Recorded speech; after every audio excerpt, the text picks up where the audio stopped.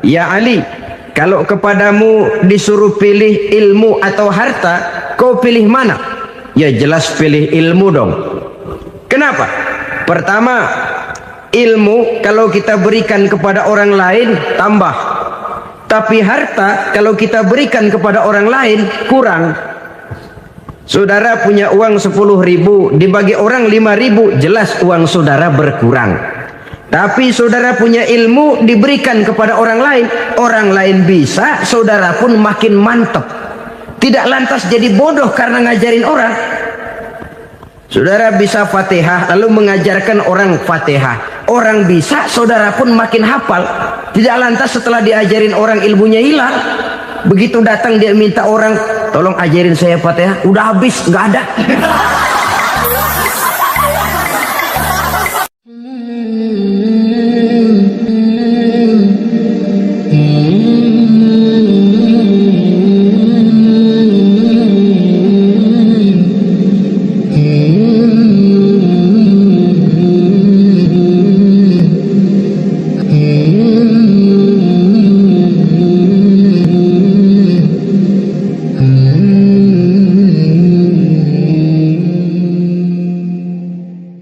Bapak, ibu-ibu, saudara-saudara kaum muslimin rahimakumullah.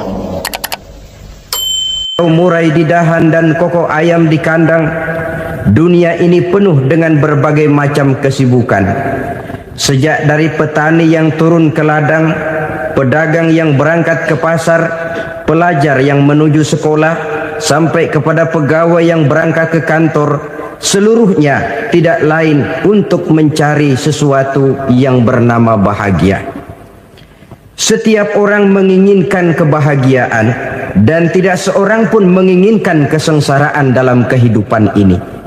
Namun nyatanya tidak setiap orang yang ingin bahagia mengetahui jalan yang harus ditempuhnya untuk sampai kepada kebahagiaan itu.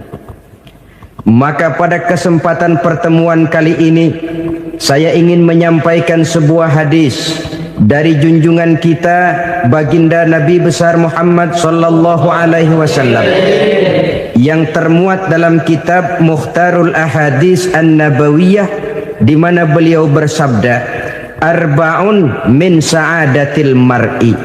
Ada 4 perkara yang merupakan tanda dari orang bahagia. Saya mau tanya, di antara saudara-saudara yang hadir di sini, apa ada yang kepengen jadi orang sengsara? Ya. Seluruhnya tentu ingin mendapatkan kebahagiaan.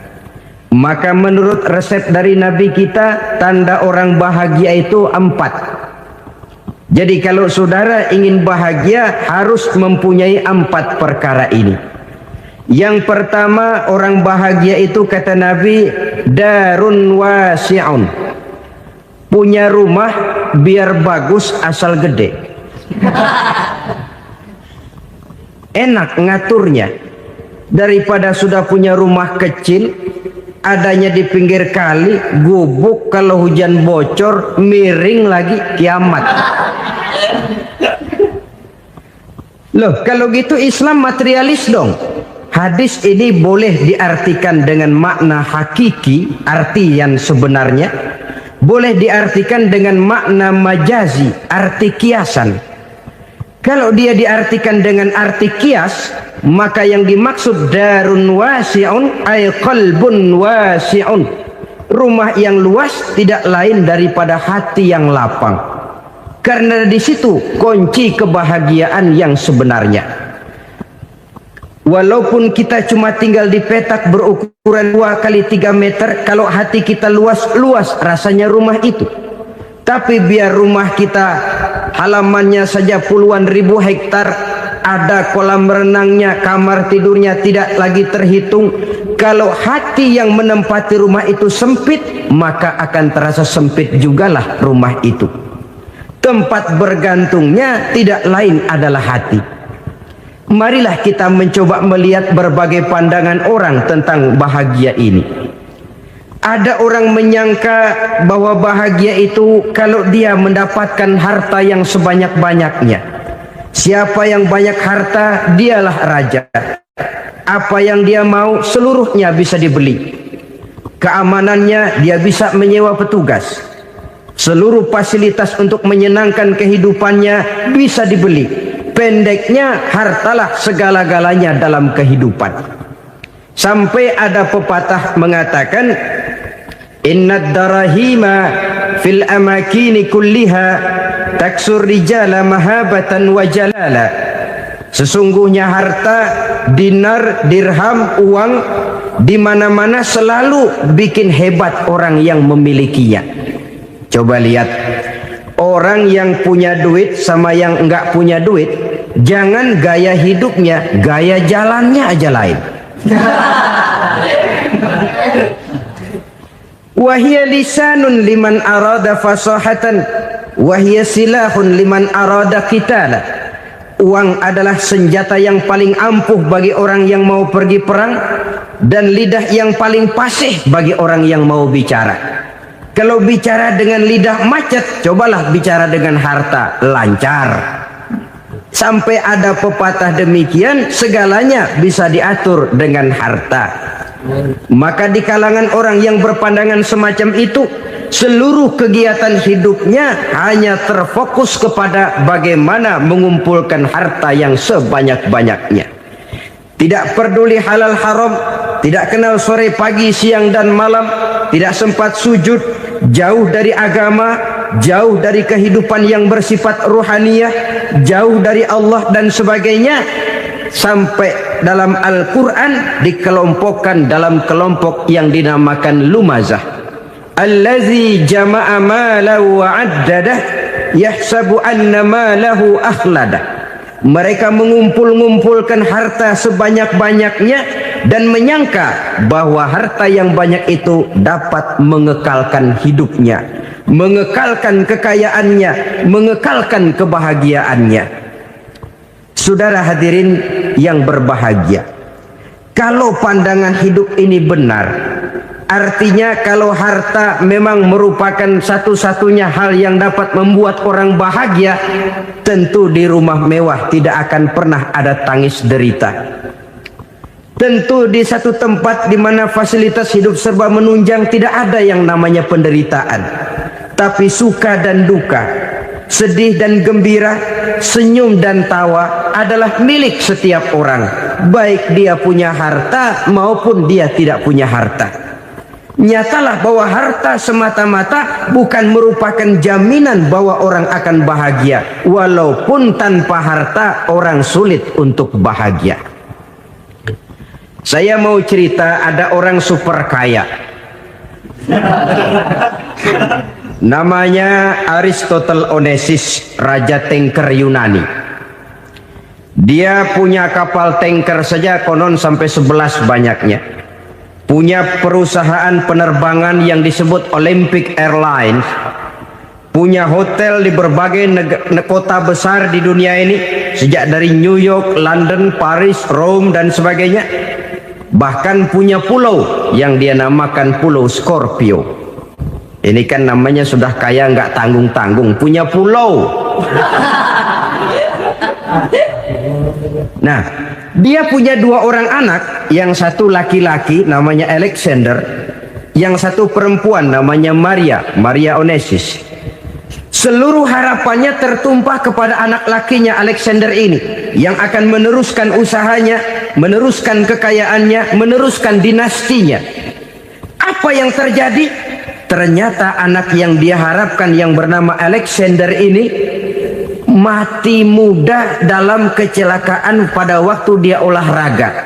Apa olahraganya? Namanya olahraga anak orang kaya, golongan jet set.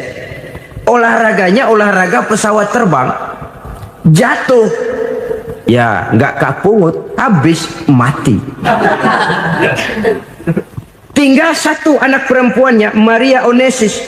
Tapi anak perempuan ini juga malah urakan. Terakhir dia pacaran, bahkan kemudian kawin sama orang Rusia. Rupanya Aristotle Onesimus ini broken. Kekayaannya yang berlimpah ruah, perusahaannya yang begitu banyak, siapa yang akan meneruskan? Siapa yang akan menggantikan? Sampai kemudian dia mengurung diri di Pulau Scorpio. dan mati di sana secara mengenaskan. Seorang multi jutawan, seorang yang super kaya, mati menyendiri di pulau sepi. Ibarat kata pepatah, anak ayam mati di lumbung. Bukan kekurangan makanan, keurugan makanan. Begitu kehidupan Aristotle Onassis. Dan banyak orang-orang yang sudah demikian kaya sampai dibingungkan oleh kekayaannya sendiri. Telusurilah kehidupan David Rockefeller misalnya, Henry Ford misalnya, Adnan Khashoggi misalnya. Multi jutawan yang kadang-kadang dibuat keder oleh kekayaannya sendiri. Pantas ketika Imam Ali ditawarkan orang, "Ya Ali, kalau kepadamu disuruh pilih ilmu atau harta, kau pilih mana?" Ya jelas pilih ilmu dong. Kenapa? Pertama, ilmu kalau kita berikan kepada orang lain tambah. Tapi harta kalau kita berikan kepada orang lain kurang. Saudara punya uang 10.000, dibagi orang 5.000, jelas uang saudara berkurang. Tapi saudara punya ilmu diberikan kepada orang lain bisa, saudara pun makin mantap. Tidak lantas jadi bodoh karena ngajarin orang. Saudara bisa Fatihah lalu mengajarkan orang Fatihah. Orang bisa, saudara pun makin hafal. Tidak lantas setelah diajarin orang ilmunya hilang. Begitu datang dia minta orang, "Tolong ajarin saya Fatihah." Udah habis, nggak ada.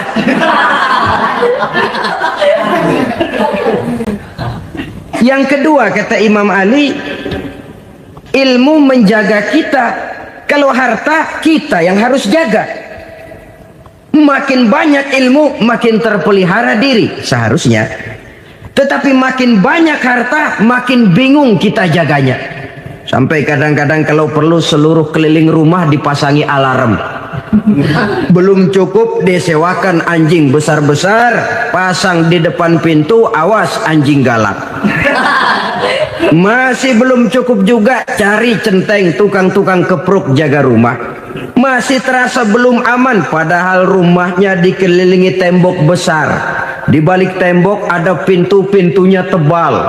Di balik pintu itu terbuka masuk kamar, kamar pun ada pintunya, pintunya pun kuat. Masuk ke dalam kamar ada lemari, lemarinya pun pintunya kuat, dikunci, kuncinya pun kuat. Tapi terhadap seluruhnya yang timbul cuma sekedar was-was saja. Kesimpulannya sekali lagi, tanpa harta orang memang sulit untuk bahagia. Tapi harta semata-mata tidak merupakan jaminan orang akan bahagia. Dengan hati yang luas, itu modal utama untuk mencapai kebahagiaan hidup. Orang yang hatinya luas, saudara-saudara, punya hati yang lapang, melihat kenyataan hidup ini, dia bersyukur senantiasa kepada Allah. Lantas tidak timbul hasud dan iri hatinya. Oleh karena itu, jiwanya selalu lapang. Kalau tidak, cupik hati namanya. Dangkal pandangan, tidak senang melihat orang lain dapat nikmat, dan itu sering dijadikan contoh. Kalau orang yang lapang dada, dia lihat tetangganya beli TV baru, dia berkata, "Alhamdulillah ya, tetangga kita beli TV, mudah-mudahan kita bisa ikut nonton." Lapang dadanya. Tapi orang yang sempit hati, lihat tetangga beli televisi, meriang. Enggak diapa-apain, meriang. Besoknya dengar tetangga beli motor, makin sakit, ke rumah sakit. Lalu di rumah sakit dengar tetangganya beli mobil, mati. Disiksa oleh perasaannya sendiri. Orang kalau hati sudah sempit dalam hidup, kemanapun dia pergi, sempit rasanya medan kehidupannya. Kemudian kita melihat juga ada orang yang menilai bahwa bahagia itu katanya kalau punya kedudukan yang tinggi, pangkat yang agung, wibawa yang besar. Mungkin betul, tapi mungkin juga tidak. Bergantung kepada hati orang yang punya pangkat itu. Sama dengan harta tadi. Harta akan membawa bahagia kalau dia jatuh ke tangan orang yang berhati lapang. Tapi harta akan jadi bencana kalau jatuh ke tangan hati orang yang sempit. Pangkat akan membawa bahaya kalau jatuh di tangan hati orang yang sempit. Lebih dari itu, kenyataan mengajarkan kepada kita bahwa ternyata pangkat dan jabatan tidak selamanya memberikan kebahagiaan dalam kehidupan. Bahkan resikonya kelewat besar. Beberapa bukti kita bisa ambil dari para pemimpin dunia yang menjadi korban lantaran pangkat dan jabatan yang disandangnya. Saudara ingat Presiden Abraham Lincoln dan John Kennedy dari Amerika? Dibunuh orang. Park Chung-hee dari Korea Selatan, Ziaur Rahman dari Bangladesh, Anwar Sadat dari Mesir, terakhir Indira Gandhi dari India, menjadi korban dari pangkat dan jabatan yang disandangnya dari orang-orang yang tidak senang dia memegang jabatan itu. Dia akan mudah mengundang bencana. Sehingga pantas kalau seorang presiden terkemuka Amerika, Harry Truman namanya, dia mengatakan jabatan presiden itu, kata dia, seperti orang nunggang macan, naik macan. Harus kita taiki, kalau enggak dia bakal nerekam kita, ngeri katanya.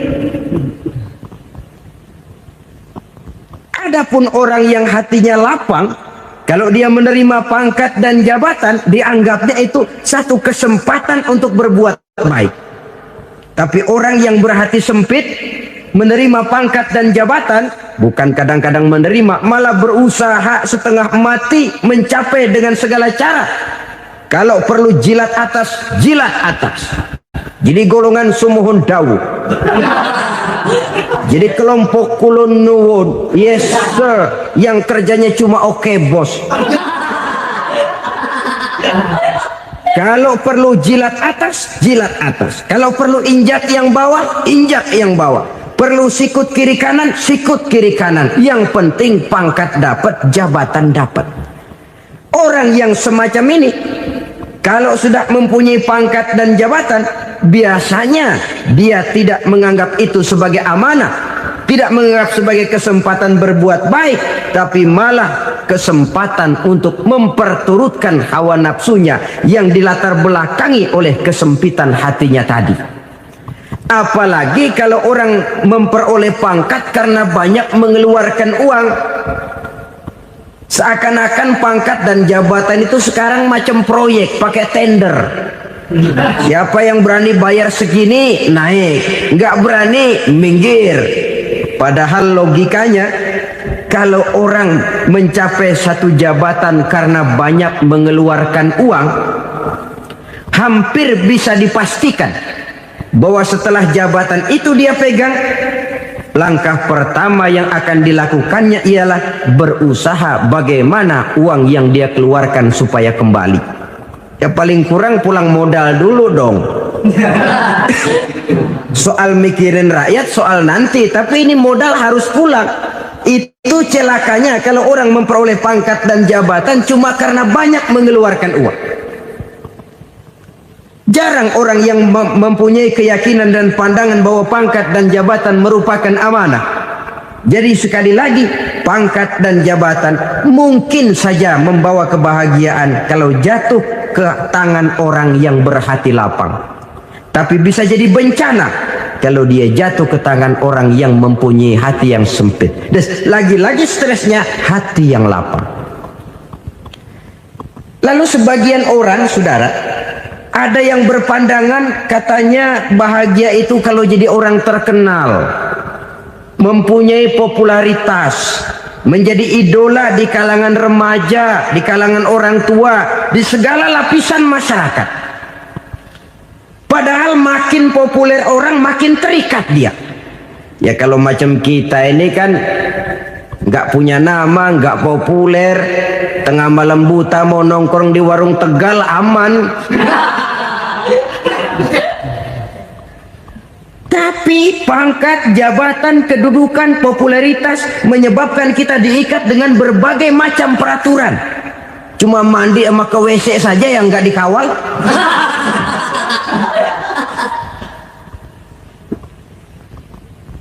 Benarkah popularitas, ketenaran membawa kebahagiaan? Mungkin, ya. tapi mungkin juga tidak. Kenapa? Banyak orang-orang populer yang mengakhiri hidupnya secara tragis. Kita ambil beberapa nama.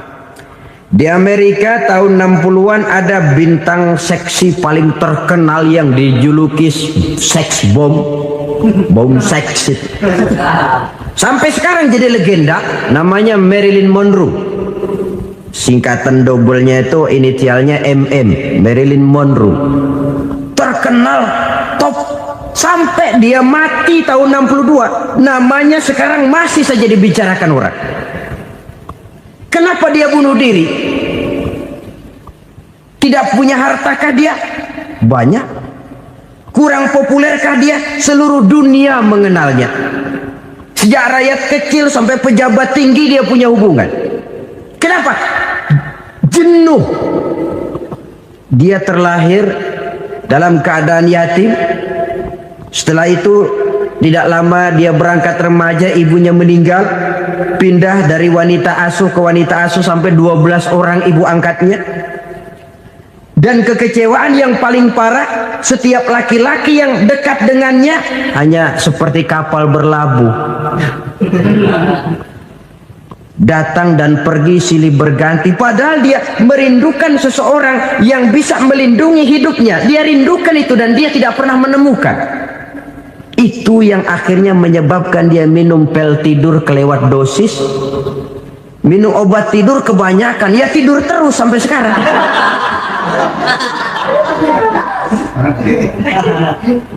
Dia mengakui, saya telah memiliki ketenaran, tapi saya tidak pernah hidup dalam ketenaran itu. Saya pandai main sandiwara, tapi saya ingin hidup dalam alam yang real sebagaimana umumnya orang. Itu yang dia rindukan. Menyusul jejak yang namanya Marilyn Monroe ini, Billie Holiday, saudara kenal tentu, di rumah sakit dirawat. Dia juga minum obat overdosis, mati lagi. Jimi Hendrix minum obat tidur overdosis kelewat batas, mati lagi. Lalu yang menghanyutkan diri di danau, Janis Joplin dan Brian Jones. Ini orang-orang populer, orang-orang terkemuka yang mengakhiri hidup secara tragis, bukan karena tidak terkenal, mungkin karena sudah saking terkenalnya. Contoh paling belakangan, Bruce Lee. Wah, ini tukang-tukang keprok tentu kenal siapa dia. Sampai sekarang pun tabir kematiannya masih merupakan misteri. Dan yang masih hidup juga menunjukkan gejala yang aneh. Michael Jackson, rumahnya di Beverly Hills itu dijaga sedemikian rupa, dan dia selalu curiga kepada setiap makanan harus steril, bersih dari segala macam kimia. Kemana dia pergi, itu tukang-tukang keprok sudah selalu menjaga dan mengawal, dan dia seakan takut menunjukkan mukanya yang asli. Jika kalau tampil ke tengah di luar show, dia kadang memakai pakaian yang tidak menunjukkan dia yang sebenarnya, takut dikenali orang. Ternyata popularitas sering jadi momok yang meracuni kehidupan manusia. Oleh karena itu, benarlah junjungan kita pada saat beliau mengajarkan orang akan bahagia kalau dia mempunyai hati yang lapang. Nah, sekarang masalahnya untuk mendapatkan hati yang lapang, caranya bagaimana? Kita kembali kepada konsep Quran. Allah mengajarkan, ala inna bi dzikrillahi tatmainnul qulub. Ketahuilah bahwa dengan banyak mengingat Allah, hati akan tenang, jiwa akan lapang. Dengan kata lain, dekat dengan agama, merasakan kehadiran Allah dekat dalam hidup. Itu muara pertama untuk mencapai hati yang lapang. Ala inna bi dzikrillahi tatmainnul qulub. Jangan macam orang sekarang ingin mendapatkan ketenangan lalu tapak di puncak gunung, di gua-gua, di tempat sepi. Iyalah kalau nggak ada ular. Kalau tergigit ular berbisa, ketenangan belum, mati jelas itu. Islam positif untuk mendapatkan ketenangan. Ala inna bizikrillahi tatmainnul qulubi. Bahwa ketahuilah bahwa dengan banyak mengingat Allah, hati akan tenang, jiwa akan lapang, nuansa pikiran akan luas. Karena yang namanya bahagia ada dimanapun manusia berada. Di kampung ada bahagia, di kota ada bahagia. Di ngarai, di lembah, di gunung, di hutan, di lautan, di angkasa luar, dimanapun bahagia itu ada kalau kita bermodalkan hati yang lapang ini. Dan hati akan lapang kalau kita dekat dengan agama. Dekat dengan harta buat sementara hati mungkin tenang, tapi ketenangan yang relatif dan temporer. Apalagi orang tiap kali tambah harta, tiap kali tambah rencana, itu wajar. Mungkin sebelumnya saudara berpikir, kalau punya duit 5.000 enak nih. Begitu punya duit 5.000, aduh sayang kalau 10.000 aja. Tiap kali tambah harta, tiap kali lain rencana. Makin banyak rencana, makin menjauhkan kita dari yang namanya ketenangan. Padahal ketenangan merupakan unsur utama untuk mencapai bahagia. Dan ketenangan itu bermuara dalam hati manusia. Tengoklah kehidupan ini. Orang yang banyak harta dengan orang miskin, berbedakah rasa sakit yang mereka tanggungkan? Rasanya tidak. Walaupun si kaya tidur di kasur empuk berselimutkan sutra mahal, sementara si miskin meringkuk di balai bambu yang keras dan kasar. Apabila maut datang, dia juga tidak pernah pilih bulu. Maut datang menjemput si kaya di singgasana keemasannya, dikelilingi oleh para pengasuh, dayang dan idang serta para pengawal. Dan maut pun datang menjemput si miskin papa sehingga ia tergelepar di tepian jalan. Kedua-duanya bernama mati. Kalau nyata bahwa sakit yang ditanggung si kaya tidak beda dengan sakit yang ditanggung si miskin, bukan harta semata yang membuat orang bahagia. Hati yang tenang, jiwa yang lapang penuh kedamaian. Karena banyak berzikir dan mengingat Allah, itu merupakan modal utama untuk mencapai sesuatu yang bernama bahagia.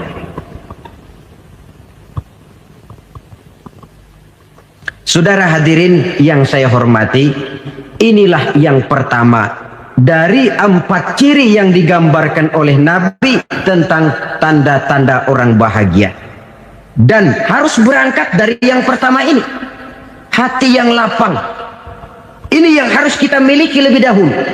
Baru nanti akan menyusul kepada poin yang ketiga, kedua, dan selanjutnya. Sebab kalau hati sudah terisi dengan jiwa yang lapang, seluruh persoalan insya Allah akan bisa kita atasi dengan sebagaimana mestinya. Yang kedua sekarang, tanda orang bahagia menurut baginda Nabi, markabun syariah. Orang bahagia itu kata beliau punya kendaraan biar cepat asal lancar. Artinya kemana dia mau pergi mudah. Apa maksud hadis ini? Kalau kita kaji lebih dalam, kendaraan itu kan alat transportasi. Transportasi tidak lain adalah usaha memudahkan komunikasi. Pindah dari situ kepada teori bahwa manusia adalah zon political, makhluk bermasyarakat yang tidak bisa memenuhi kebutuhan hidupnya secara sendirian. Kita memerlukan keberadaan orang lain dalam kehidupan ini. Untuk memakai baju saja kita sudah perlukan petani yang tanam kapas, pabrik yang memintal kapas jadi benang, pabrik yang menenun benang jadi kain, sampai kepada mesin jahit, sampai kepada tukang jahit. Itu cuma untuk memakai pakaian saja. Tidak seorang pun di antara kita yang sanggup memenuhi kebutuhan hidupnya secara sendiri. Kita perlu orang lain. Maka kebebasan dalam arti mutlak, kebebasan tanpa batas, itu tidak mungkin ada dalam kehidupan. Karena kita mengadakan yang disebut interaksi sosial. Setiap kegiatan kita tentu melibatkan orang lain. Menurut kita barangkali kita bebas jalan di jalan raya semaunya, tapi orang lain berkendaraan pun merasa bahwa ini ada juga jalan haknya, dan begitu selanjutnya.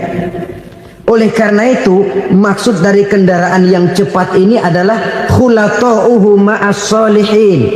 Lingkungan pergaulannya terdiri dari orang-orang soleh. Pergaulannya luas. Kemana dia pergi ada temannya. Kesulitannya ada tempat dia cerita. Dan kesulitan kalau sudah diceritakan kepada orang lain, taruh kata orang itu tidak bisa menolong, namun menceritakannya kepada orang yang kita percayai, kan paling kurang sudah mengurangi beban jiwa, mengurangi tanggungan batin, merasa masih ada tempat kita cerita. Maka lebih baik orang awam yang mau bergaul ketimbang orang setengah alim tapi ngunci pintu. Sebab nantinya akan timbul sikap picik, cupik pandangan, dan tidak luas menghadapi kenyataan dalam kehidupan ini. Namun yang harus kita garis bawahi, pergaulan memang mesti luas. Namun jangan sekali-kali lupa bahwa pergaulan sangat besar pengaruhnya dalam ikut membentuk kepribadian manusia. Sehari-hari bisa kita bilang, kalau kita dekat sama tukang minyak wangi, sekalipun nggak dibagi minyaknya, baunya tentu dapat. Betul? Tapi dekat sama tukang elas, walaupun nggak kena apinya, asapnya mesti kena. Kalau Syauqi mengatakan lebih jelas lagi, man asyaral asyrafa asa musyarrafan wa muasyiral anzali ghairu musyarrafin. Awalam taral jildal hakira muqabbalan bisagri lamma sara jildal mushaf. Siapa yang bergaul dengan orang mulia, dia bakal ikut menjadi mulia. Tapi siapa yang berteman dengan orang hina, dia tidak bakal ikut menjadi mulia. Tidakkah kau lihat, kata Syauqi, kulit kambing yang hina pun dicium orang ketika menjadi kantong Quran. Kulit kambing hina, kalau dia sendirian gak ada yang mau cium. Tapi begitu dia bergaul dengan Quran, menjadi kantong Quran, dipakein minyak wangi, ditaruh di tempat yang tinggi, mau diambil dicium dulu, dibawa dengan penuh hormat dan hati-hati. Kulit kambing yang hina lantaran berteman dengan Quran, numpang mujur. Tapi coba lihat kalau kulit kambing berteman dengan kayu, jadi beduk, habis. Zohor dikemplang, asar dipukul. Itu pun sedikit saja, cuma salah milih teman. Yang temannya Quran dihormati orang, yang temannya kayu lantaran jadi beduk, gelap-gelap subuh orang udah kemplangin.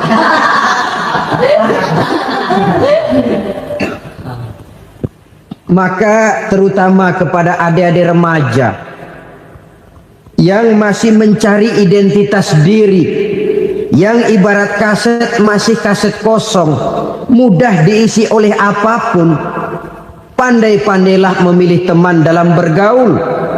Karena banyak orang yang tadinya baik-baik, ketika terseret dalam pergaulan dengan orang yang tidak baik, kebaikannya menjadi lentur dan luntur. Tapi berapa banyak bajingan-bajingan tengik, orang-orang yang berlumur noda dan dosa, tiap hari melakukan maksiat, namun bergaul dengan orang yang baik-baik, pada akhirnya sedikit demi sedikit beringsut dan berangsur dia terbiasa mengikuti kebaikan-kebaikan. Saya tekankan ini kepada remaja karena mereka masih mencari identitas diri. Apa yang mereka lihat mereka mau, apa yang mereka dengar mereka ingin tahu. Coba lihat kehidupan remaja. Pulang nonton film Rambo, pengen jadi Rambo, gagah, maunya belekai melulu.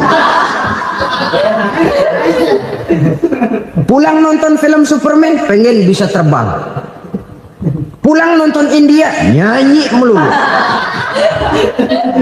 Wajar, mereka masih mencari identitas diri. Saya ini sebenarnya siapa? Lingkungan, pergaulan akan membentuk itu. Karena itu pandai-pandailah bergaul, karena ia sangat besar pengaruhnya dalam ikut membentuk kepribadian manusia. Apalagi sifat yang jelek lebih cepat menularnya ketimbang sifat yang baik. Sifat yang baik, watak yang soleh itu lambat sekali untuk menular. Tapi yang tidak baik Kan prosesnya mah kalau remaja biasanya mula-mula dengar. Karena dengar lalu pengen tahu. Karena pengen tahu lalu ngeliatin. Begitu ngeliatin kan pengen nyobain. Setelah nyobain ketagihan. Nah ini prosesnya. Yang namanya ganja, morfin, narkotik awalnya kan begitu. Mula-mula dengar katanya kalau sudah fly to the sky, sudah melayang ke langit katanya, disitulah puncak kebahagiaan. Mulanya cuma dengar. Karena dengar pengen tahu. Karena pengen tahu lalu ngeliat, kumpul sama orang yang suka ngeganja. Setelah ngeliat, nah pengen ngerasain. Begitu ngerasain enak juga, ketagihan. Kalau sudah ketagihan jadi penyakit kronis, bisa merembet kepada yang lain. Iya kalau orang tuanya mampu untuk beli morfin, beli ganja. Kalau tidak kan pikirannya ngayap, jemuran siapa ya gue sahabat. Timbullah perbuatan-perbuatan negatif yang bermula dari salah pergaulan. Apalagi buat adik-adik remaja yang tinggal di kota-kota besar, yang pengaruh budaya, pengaruh kesenian, pengaruh struktur kehidupan yang nampak makin individualistis, di mana persaingan tajam, tensi ekonomi tinggi, orang mudah mengalami stres. Pandai-pandailah dalam bergaul, sekali lagi karena ia sangat besar pengaruhnya dalam ikut membentuk kepribadian manusia. Orang bahagia punya kendaraan yang cepat, artinya punya pergaulan yang luas, dan lingkungan pergaulannya terdiri dari orang-orang yang soleh. Kemana dia pergi ada teman, kesulitannya ada tempat dia cerita. Tapi kalau sudah menyendiri, hidup sendiri, kesulitan dipikiri sendiri, bisa mati belum waktunya.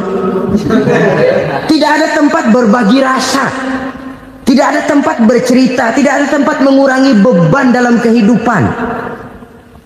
Pantas betul kalau Islam sangat menggalakkan dan menganjurkan orang kalau sudah sampai waktunya itu untuk melangsungkan nikah. Kata Nabi, ya ma'syaras syabab man istata'a minkumul ba'at falyatazawwaj.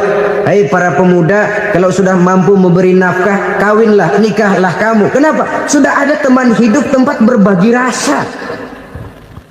Kesulitan kalau ada tempat cerita akan lebih ringan ketimbang kita telan sendiri, walaupun bobot kesulitannya sama beratnya.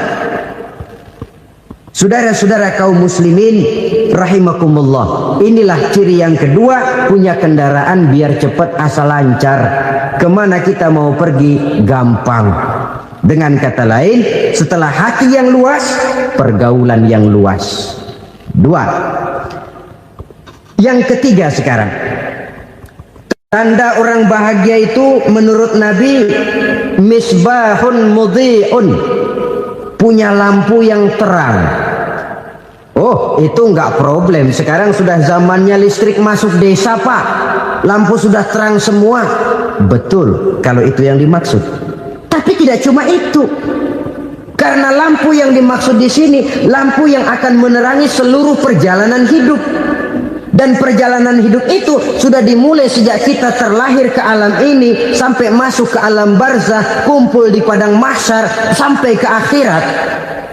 Lampu yang menerangi itu yang diperlukan. Kalau lampu, katakanlah yang paling top sekarang kan lampu jenis Mercury. Taruhlah itu di rumah kita, dia cuma menerangi rumah kita, menerangi hati pun tidak sanggup. Bila kita masuk ke alam barzah, alam kubur, sanggupkah si Mercury yang begitu terang menerangi alam barzah kita? Tidak sanggup lagi. Sanggupkah lampu yang ratusan watt, bahkan puluhan ribu watt menerangi kehidupan di padang mahsyar? Tidak akan sanggup lagi. Kalau demikian, yang dimaksud lampu yang terang di sini apa? Tidak lain amal soleh, kebajikan yang kita lakukan dalam hidup. Itu yang akan jadi lampu penerang. Di dunia nama kita akan terang. Jasad kita boleh hancur terkubur tanah, tapi nama kita akan dikenang orang. Begitulah kalau orang meninggalkan kebajikan dalam hidup seperti sekarang. Ribuan orang tiap saat berziarah ke kubur Imam Syafi'i, ke kubur Imam Malik, ke kubur Imam Ghazali, ke kubur orang yang baik-baik, orang yang soleh-soleh. Kebajikannya yang ditinggalkan, yang mengukir namanya dengan tinta emas. Sehingga saudara sudah terbaring di alam kubur, orang lewat, Allah, ini kuburannya Fulan bin Fulan, dulu ini kebaikannya Masya Allah, saya ikut merasakan. Mari kita mampir sebentar, kita Fatihah. Mohon disampaikan Allah pahalanya kepada almarhum. Al-Fatihah. Itu kalau orang baik-baik. Lalu saudara tanya, Pak, orang mati dikirimin Fatihah apa nyampe pahalanya? Saya jawab, kalau saudara nggak percaya, mati dulu dah. Nanti saya Fatihain, tungguin di sana. Umpama nggak sampai, balik lagi kemari. Sekarang ini kan maunya otak-otakan saja. Kalau nggak masuk otak, nggak percaya. Padahal alam gaib itu nggak bisa diotak-otakin. Sama saja dengan saudara pernah dengar cerita kapal tanpa emas tenggelam kan? Pernah nggak? Di mana? Ya, di laut Masalembo. Begitu ketampo mas tenggelam, ratusan penumpang itu terjun ke laut, dipermainkan gelombang, berjuang menghadapi maut itu. Orang lagi timbul tenggelam di lautan, dihantam ombak, kita tengokin pakai helikopter. Pak, lagi timbul tenggelam ya? Iya, tolongin. Jangan khawatir Pak, nih saya kirim intan Pak, harganya 10 juta. Kira-kira orang yang timbul tenggelam di laut seneng nggak? Kan mahal toh intan 10 juta. Kenapa dia nggak senang? Karena intan 10 juta dalam kondisi seperti itu tidak sanggup menyelamatkan dia. Dia akan girang kalau dikirimin ban mobil bekas, dikirimin papan terentang atau bambu. Intan yang 10 juta dia nggak girang, ban mobil bekas yang 1000 perak tuh pegang, itu yang dia girang betul. Inilah sebabnya Nabi berkata, mal mayyitu fi qabrihi illa kal ghariqil mutaghawwis. Orang yang meninggal di alam kuburnya seperti orang timbul tenggelam di lautan. Yantaziru da'watan min ahli, menunggu doa dari keluarganya yang masih hidup. Duh, bapak saya sudah meninggal, saya sayang benar sama dia. Kirimin kulkas ke kuburannya Itu sama saja dengan tadi orang tenggelam di lautan dikirimi intan yang harganya 10 juta, tidak sampai. Begitulah kalau kebajikan yang kita tinggalkan dalam hidup, sudah mati pun kubur kita masih diziarahi orang. Tapi kalau jahat yang kita tinggalkan, boro-boro lah orang mau doa lewat dekat kuburan kita juga serem. Tuh bajingan no, dulu mati dipendem di situ tuh. Jangan lewat situ, ntar kesurupan, jangan. Lewat saja orang ngeri. Konon lagi membacakan Fatihah dan mengirimkan doa. Hidup pada hakikatnya adalah kesempatan untuk berbuat baik. Maka sekali kesempatan itu diberikan, manfaatkan dengan sebaiknya. Sebab kesempatan kedua tidak akan pernah ada. Kesempatan berbuat baik di sini, di akhirat sudah pembalasan namanya. Sekali kesempatan itu dicabut, dia tidak akan pernah dikembalikan lagi. Kata Iqbal, hidup tidak mundur ke belakang, Bung.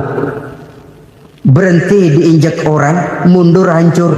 Tidak ada kata mundur dalam hidup ini. Berhenti diinjak orang, mundur kecebur. Tidak ada kata lain, harus maju dalam kehidupan dalam artian yang positif. Hidup adalah kesempatan untuk mengumpulkan kebajikan yang sebanyak-banyaknya. Di situ nilai daripada manusia. Sekarang ini memang nggak kelihatan kok, orang yang banyak pahala sama yang banyak dosa nggak kelihatan kok. Barangkali kalau habis bikin dosa palanya pada benjol, mungkin orang takut sama dosa. Tapi sekarang sama saja, orang yang banyak dosa dengan yang nggak banyak dosa jalan bareng dari belakang, sama, nggak kelihatan beda. Tapi ada waktunya di mana pahala memegang peranan, di mana dosa diperlihatkan. Sama saja kalau kita bawa mobil siang, lampu kan nggak begitu berfungsi. Apa lalu bilang, alah ini lampu berat-beratin, copot-copotin aja dah. Tidak perlu begitu. Kenapa? Pada satu saat malam senja akan datang. Bila matahari terbenam, senja pun datang, gelap mulai merayap, disitulah baru terasa perlunya lampu. Pahala begitu. Sekarang orang yang nggak ada pahalanya nggak kelihatan dalam kehidupan. Tapi pada suatu saat senja kehidupan akan datang. Ajal merenggut nyawa, malam merayap, dan hidup mulai diliputi kegelapan di alam barzakh. Dikala itu kalau nggak punya lampu, alangkah malangnya kita. Sebab amal yang baik, kata Nabi, di alam barzakh itu akan diciptakan menjadi perempuan yang cantik menemani kita. Amal yang jahat akan menjadi orang yang paling jelek nemenin kita. Udah di tempat gelap yang nemenin jelek.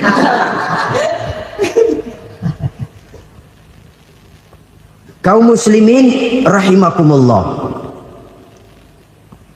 Kalau demikian masalahnya, tergantunglah kita pandai memanfaatkan waktu. Al-waktu kasayf, waktu itu cepat sekali. Yang namanya waktu itu tahu-tahu. Tahu-tahu udah tahun 87. Tahu-tahu udah begitu. Tahu-tahu yang kemarin anak-anak, sekarang udah pada punya anak. Tahu-tahu saja itu. Begitu cepat waktu berlalu. Kalau tidaklah pandai kita memanfaatkannya, akan rugi kita. Nabi bersabda, "Man kana yaumuhu khairun min amsihi fahuwa rabih." Barang siapa yang hari ini lebih baik daripada hari kemarin, itu orang untung. Hari ini lebih baik daripada kemarin. Bulan ini lebih baik dari bulan kemarin. Tahun ini lebih baik dari tahun kemarin. Itu orang yang beruntung. Tahun kemarin sembahyangnya maghrib doang, sekarang udah tambah isya. Tahun kemarin cuman Idul Fitri aja ngancem bener, sekarang udah tambah Jumat, lalu tambah lagi maghrib, tambah lagi isya, dan selanjutnya. Hari ini lebih baik daripada kemarin, itu orang yang beruntung. Wa man kana yaumuhu mislu amsihi fahuwa khasir. Lalu barang siapa yang hari ini sama saja dengan hari kemarin, itu orang rugi. Hari ini sama dengan kemarin, rugi itu. Bulan ini begitu, bulan kemarin begitu. Tahun ini begitu, tahun lalu juga begitu. Rugi itu orang. Rugi apa? Rugi umur. Umur tambah, amalan gak pernah tambah. Dan saya pikir lebih merupakan azab ketimbang nikmat kalau orang dikasih panjang umur cuma untuk numpuk dosa. Mending mana? Panjang umur banyak dosa sama pendek umur dikit dosa? Mending mana? Mending mana? Ya, paling mending tentu panjang umur banyak pahala. Tapi kalau tidak, sekali lagi, lebih merupakan azab ketimbang nikmat kalau orang diberikan panjang umur tapi cuma untuk sekedar menumpuk dosa. Kehilangan kesadaran bahwa dunia bukan terminal akhir dari satu perjalanan. Dia cuma halte di mana kita berhenti sebentar untuk menuju kepada terminal yang hakiki. Saudara-saudara kaum muslimin rahimakumullah. Inilah lampu yang akan menerangi kehidupan. Amal yang kita lakukan di dalam kehidupan. Jadi yang dimaksud dengan lampu yang terang, kebajikan yang kita kerjakan dalam hidup. Nah, setiap orang di awal tadi saya bilang ingin bahagia. Bahagia itu kan hakikatnya kumpulan senang dan selamat. Senang, selamat. Apa bedanya? Senang tapi tidak selamat, nggak bahagia. Selamat tapi nggak senang, nggak bahagia orang. Contoh, kalau orang korupsi, duitnya banyak, senang dia, tapi keselamatannya. Ada tentara baris di samping rumahnya udah bingung, padahal tentara latihan. Tentara cuma latihan, dia bingung. Senang, tapi karena keselamatannya tidak terjamin, dia tidak bahagia. Sebaliknya pegawai negeri jujur benar, cuma segaji-gajinya. Selamat, nggak korupsi, tapi melarat, ya nggak bahagia juga, kurang senang. Kesenangan dan keselamatan untuk dunia saja, ya sekali lagi, kalau cuma sekedar untuk dunia saja, bisa dibeli pakai uang. Bisa dibeli pakai uang. Saudara ingin selamat, bisa dibeli pakai uang. Saudara ingin senang, bisa dibeli dengan uang. Tapi setelah mati masuk ke alam barzah, habis kekuasaan uang. Nggak bisa lagi beli keselamatan pakai uang. Tidak mungkin lagi membeli kesenangan dengan uang. Di situ pahala yang megang peranan. Makin banyak pahala, makin banyak saham untuk membeli kesenangan dan keselamatan, untuk memperoleh yang namanya bahagia. Dan jangan lupa loh, di alam barzah kita nggak sebentar, menunggu datangnya kiamat. Loh iya, kalau kita begitu dikuburin terus kiamat datang, untung. Tapi kalau masih harus 1000, 2000, puluhan ribu tahun yang akan datang, dalam satu penantian yang begitu lama, tanpa saham untuk memperoleh kebahagiaan, satu kemalangan yang tidak ada pernah putus-putusnya. Janganlah tergelincir oleh kebahagiaan sebentar yang menipu dengan mengorbankan kebahagiaan hakiki yang berjangka panjang. Apa artinya senyum sejenak kalau harus ditebus dengan tangis seumur hidup? Biarlah kita minum jamu, pahit memang, getir memang, tapi kan besok badan sehat. Daripada sekarang minum sirup, manis memang, enak memang, tapi bibir pada jontor besoknya. Sirawan, batuk, nggak karu-karuan. Banyak orang tertipu oleh kesenangan yang sebentar. Padahal laisa kullu ma yalma'u zahaban. Belum tentu semua yang berkilat itu emas. Belum tentu semua yang gemerlap itu intan. Karena itu, marilah manfaatkan kesempatan yang diberikan Allah ini untuk mengumpulkan kebajikan yang sebanyak-banyaknya. Yang terakhir sekarang, yang keempat, tanda orang bahagia kata Nabi. Zaujatun salihah. Orang bahagia itu tanda yang keempat kata Nabi, punya istri biar cakep asal taat. Sudah surga itu, cakep taat. Istri kayak gitu, kalau belum mati jangan dikuburin dulu. Sudah cakep taat lagi. Tapi kadang-kadang enggak, udah jelek ngadat melulu. Apa yang mau dipilih? Sebab itu Quran mengatakan istri pakaian untuk suami, suami pakaian untuk istri.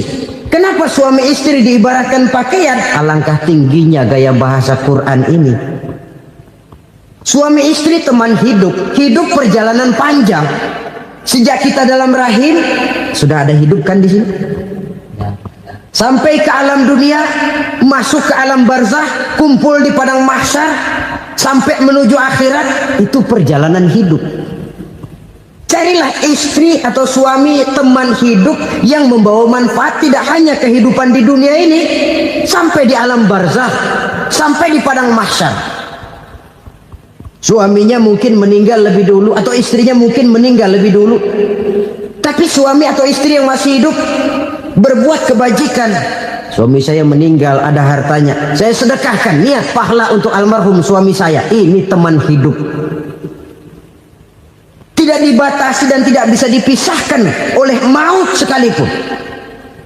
Zohirnya mungkin pisah, badannya mungkin pisah, tapi hatinya, jiwanya, kebersamaannya dalam menghadapi kehidupan. Karena itu, saudara-saudara, bahasa Quran indah. Suami istri diibaratkan seperti pakaian. Apa fungsi pakaian? Pertama, pakaian jadi kebanggaan. Artinya, suami harus menjadi kebanggaan istri, istri harus jadi kebanggaan suami. Yang kedua, pakaian itu kan fungsinya menutup aurat. Artinya, sesama suami istri harus saling menjaga kekurangan masing-masing. Jangan malah sesama suami istri saling membongkar rahasia dan aibnya sendiri-sendiri. Istrinya diceritain jeleknya di mana-mana, atau suaminya dibongkar rahasianya di pasar umum. Itu sudah tidak lagi berfungsi sebagai pakaian. Kenapa semua ini diperlukan? Karena kita menyadari bangsa yang baik terdiri dari masyarakat yang baik. Masyarakat yang baik merupakan susunan dari warga yang baik. Warga yang baik adalah terdiri dari rumah tangga yang baik. Dan rumah tangga yang baik merupakan susunan dari pribadi yang baik. Dari situ langkah dimulai. Membangun satu bangsa yang baik diawali dengan membangun rumah tangga yang baik, dengan menciptakan pribadi-pribadi yang baik. Sehingga dari sini diharapkan berkembanglah nilai-nilai kebaikan. Orang akan bahagia mempunyai istri yang soleh. Kenapa? Tidak ada seorang suami bisa sukses jadi apapun dia, apapun profesinya. Dokter kah, kiai kah, mubalik kah, petani kah, pengusaha kah, pejabat tinggi kah. Tidak ada seorang suami yang bisa sukses tanpa peran serta istrinya. Walaupun memang peranan itu tidak begitu kelihatan, tapi sangat menentukan. Karena itu, saudara hadirin yang saya hormati, Islam sangat menghargai kaum wanita, memberikan kedudukan yang tinggi sepanjang tidak mematikan kodrat kewanitaannya. Nah, kalau sudah kesuksesan ini diawali dari rumah tangga, karier di masyarakat mudah untuk dikejar. Tapi keberantakan di rumah tangga merupakan kegagalan pertama di tempat lain. Nah, inilah saja yang dapat Al-Fakir sampaikan pada pertemuan kali ini.